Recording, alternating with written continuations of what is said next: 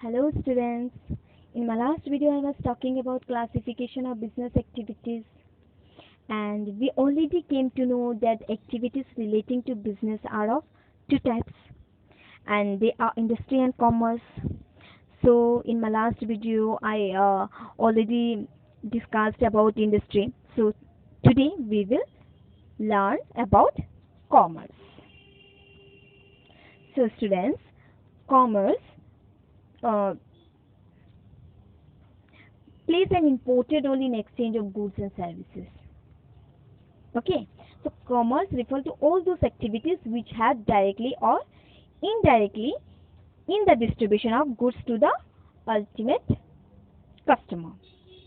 That means commerce refers to all those activities which are necessary to bring goods and services from the place of their origin to the place of their consumption or use. And commerce is an important segment of business, and the goods produced by industry should reach the customer in time. So commerce plays an important role in exchange of goods and service. So there are a number of hindrances in the transfer of goods from producer to customer. Producer means the person who produce goods and services, and customer those who consume that goods and services. So the function of commerce helps in removing various hindrances. Hindrance means obstacles, and these functions are discussed of follows. Number one is removing the hindrance of person. So removing the hindrance of person by goods available to consumer from the producer through trade. So goods and services are produced by a large number of persons. Yes, and these persons were called as producer. And the goods and services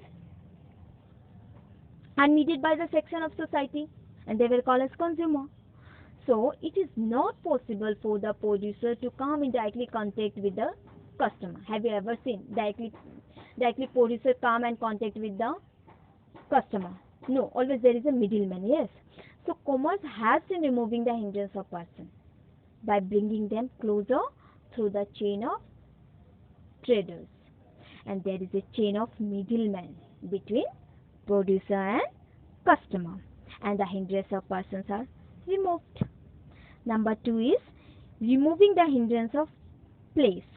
That means transportation removes the hindrance of place by moving goods from the place of production to the market for sale. So the goods are produced at selected place where consumers are scattered at various corners of the country, and there is always a need to take goods from place of production to the place of consumption. So that transport segment of consumer help in removing the hindrance of place. So the goods are taken to place where these are needed with the help of transport. And number third point is removing the hindrance of time. Storage and warehousing activities remove the hindrance of time by facilitating holding of stocks of goods to be sold as when required. That means some goods may be produced seasonally but are required throughout the year. For an example, wheat, rice, pulses, etc. Okay, are available seasonally but are required at every time. Similarly, some goods may be available throughout the year but may be needed seasonally. So there is a gap between production and consumption. So the goods needed to be stored safely and supplied when required. So this function is taken up by warehousing, means godown, and the goods are stored properly when not required and supplied. So The hindrance of time is removed with the help of warehousing function of commerce. So our fourth point is removing the hindrance of risk.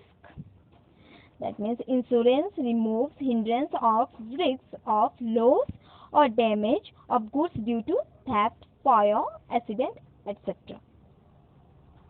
So there is a need to ensure risks of goods during the transit, storage, or fire or damage, etc.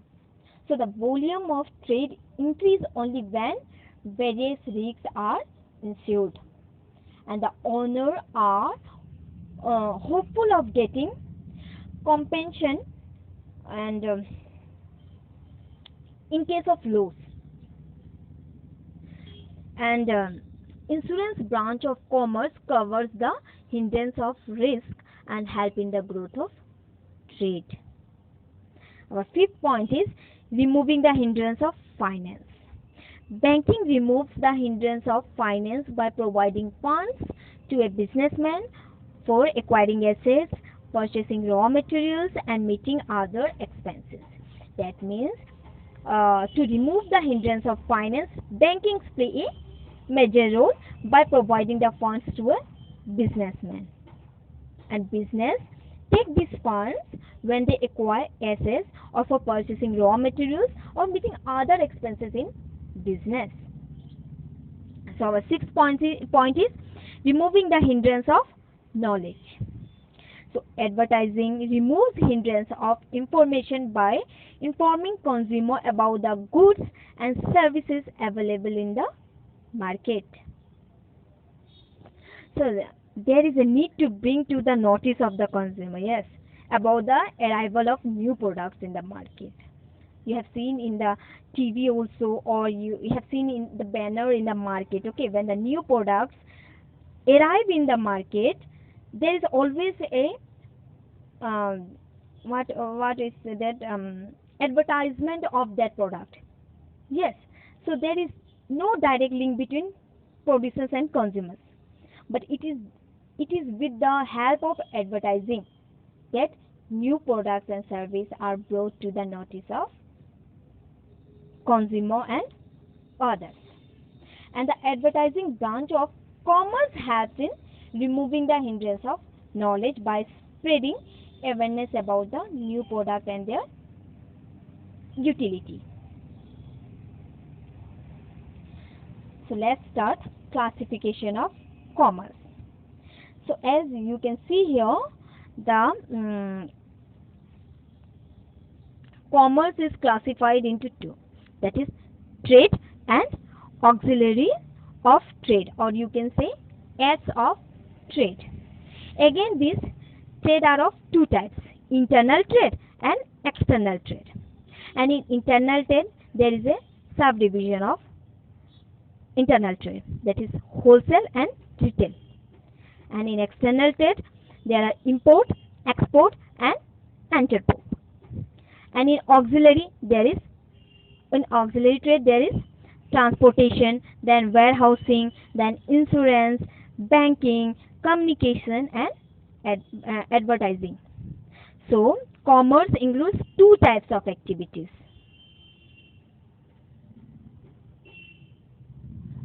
So here I explained you about the chart. So now let's understand it in details. So what is trade? So trade refers to buying and selling of goods and services with the objectives of earning profit. That means purchase and sale of goods and services called trade, and it is an essential part of commerce. And this trade helps in transferring goods from producer to consumer. And in these days, goods are produced on a large scale, and it will not be possible for the producer to make goods available to customer in different markets. So the producers are relieved of the botherations of marketing, and they concentrate on production activities. And in the absence of trade, it will not be possible to produce goods on a large scale. Okay, and this trade may be divided as two: internal trade and external trade. So let's discuss about internal trade. So what is internal trade? So internal trade takes place within the country. Okay, and internal trade is classified of two categories. That means internal trade is the purchase and sale of goods and services inside the country is called as internal trade, and buying or selling of goods and services take place within a geographical boundaries of the country. Okay, and the exchange of goods and services take place in the currency of the country. Okay, that is called as internal trade. So internal trade may be of two types, that is wholesale trade and retail trade. So wholesale trade refers to buying and selling of goods in large quantities, and a wholesaler buys goods in large quantities from the producers and sell them to the other dealers. So he serves as a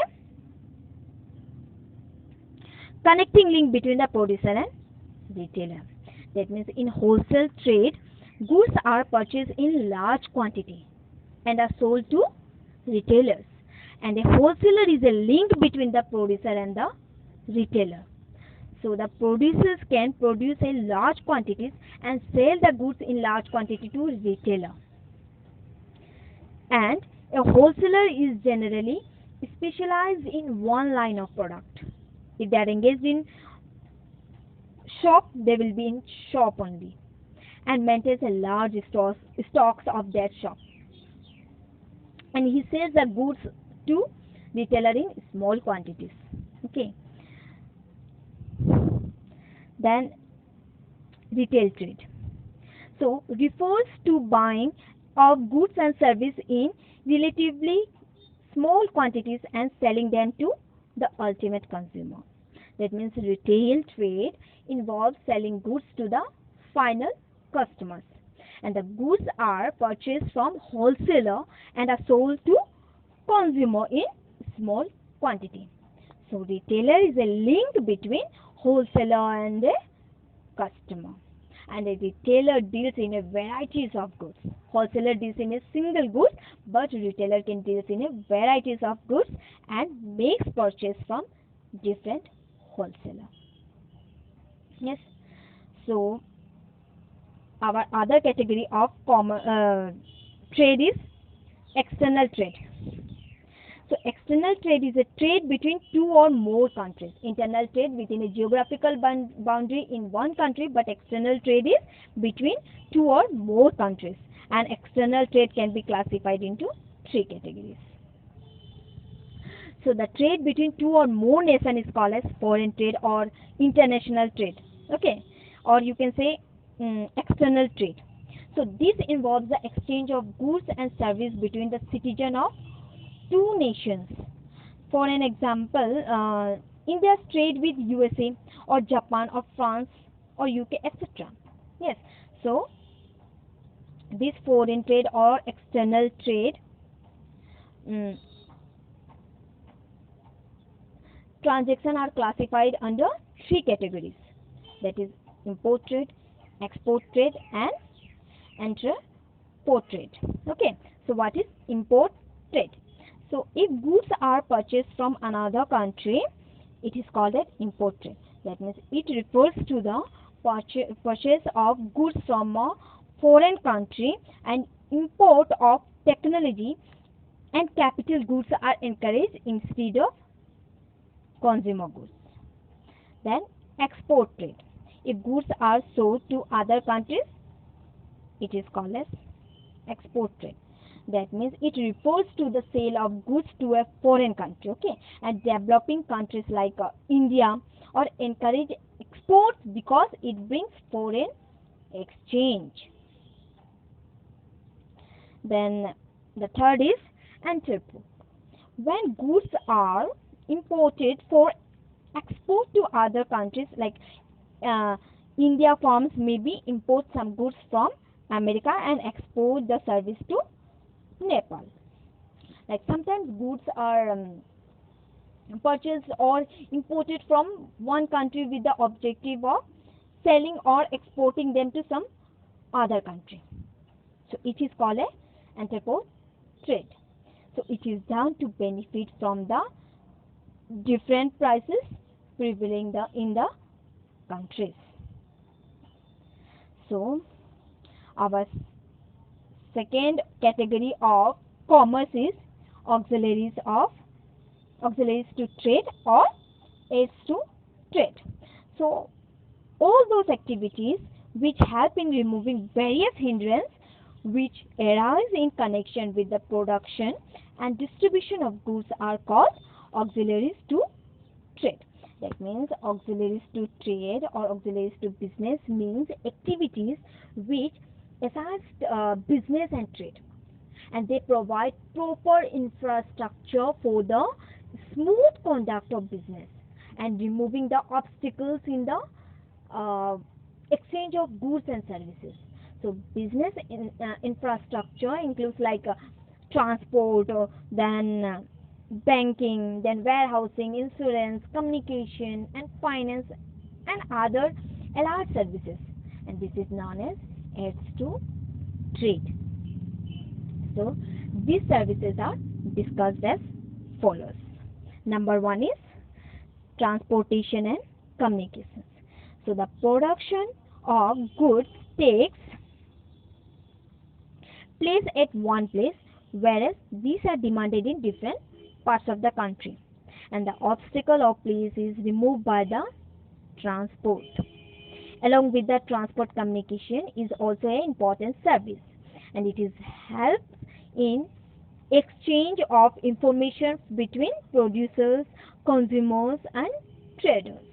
So the common communication service are postal service, telephone or fax or internet, etc. That means goods may be produced at places where they are less in demand.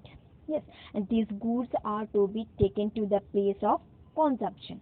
So with the help of transport facilities, and we can create place utility in goods. So the goods are taken from a place where there is less demand to the place where they are in more demand, and the place utility helps the producer to increase the production and earn a profit or remunerative prices. So the consumer is also helped by supplying him and with the goods which otherwise might not be reached him. Yes, so the various modes of transport, that is road, rail, sea, or air, have helped the growth of commerce and industries.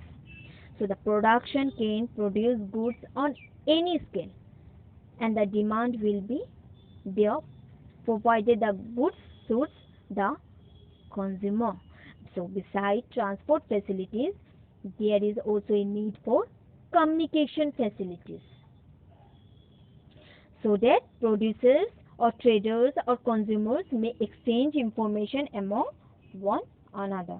And the telephone, postal facilities may also be regarded as auxiliaries to business activities. And the second one is banking and finance. So business needs funds for acquiring assets and purchasing raw material and meeting other expenses. So necessary funds can be obtained from a bank. So there is always a time lag between the production and sale of goods. So the trader purchases goods from the producer and then sell to the consumer, and it takes time to collect money after sale. So there is a need to finance trade activities, and that commercial banks and financial institutions have trade in the shape of overdraft loans or cash credit. So these institutions plays an important role in international trade, and where these trading parties are not known to one another, and the documents are sent through banks who release the documents after collecting the dues. So bank help in overcoming financial problems. And the commercial banks also helps promoters of companies to raise capital from the public. Then third one is insurance. So it provides a cover against the loss of goods in the process of transit, storage, theft, fire, and other natural calamities. So there is a risk involved in transporting goods from one place to another. So there can be a risk due to fire or theft. So the fear of loss of goods due to any cause act as an obstacle in the development of trade. And the insurance companies provide a coverage for all types of losses of goods. And the insurance coverage has given a fillip not only to the nation trade but also to the international trade.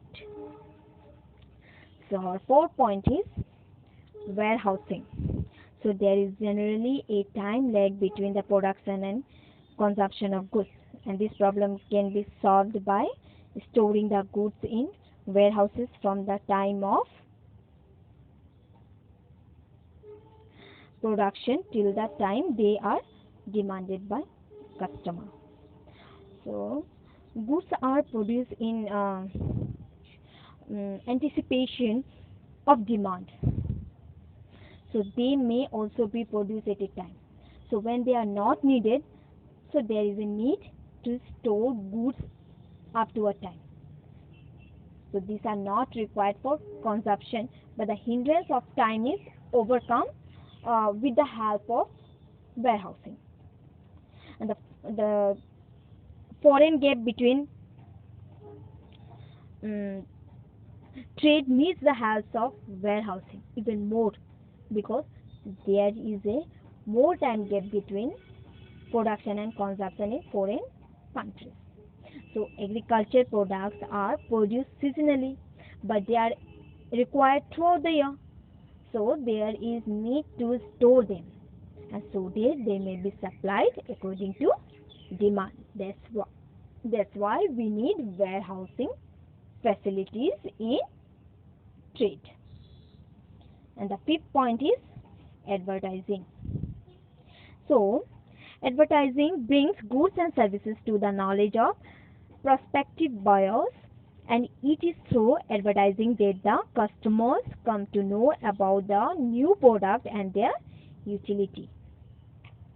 So the customer may be not aware of the availability of various goods that are available in the market, and that because of due to the lack of absence of information about goods is a great hindrance in the way of consumer buying the product.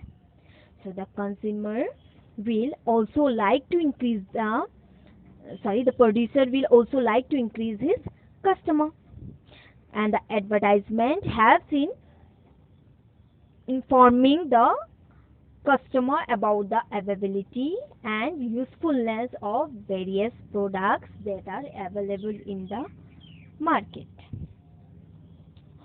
So student, in conclusion we can say that the commerce is a backbone of the industry or other business.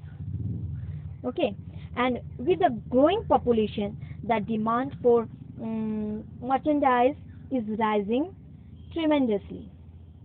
So to satisfy these demands for ensuring customer satisfaction, business activities plays a significant role. So hope you understood this topic. Thank you.